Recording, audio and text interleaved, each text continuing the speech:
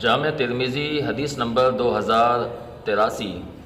عبداللہ ابن عباس رضی اللہ تعالیٰ عنہ فرماتے ہیں کہ پیارے پیغمبر علیہ الصلاۃ والسلام نے فرمایا، ما من عبد مسلم یعود مریضا لم یحضر اجلہ، کہ کوئی بھی مسلمان جب کسی مریض کے پاس جاتا ہے اور اس کا موت کا وقت قریب نہیں ہوتا اور پھر وہ وہاں پر فیقول 7 مرات، وہ 7 مرتبہ یہ کلمات پڑھ لے وہاں پر، تو اللہ رب العالمین اسے ضرور شفا عطا فرماتے ہیں۔ وہ کلمات کیا ہیں؟ فرمایا، اسأل اللہ العظیم رب العرش العظیم ان یشفیکا۔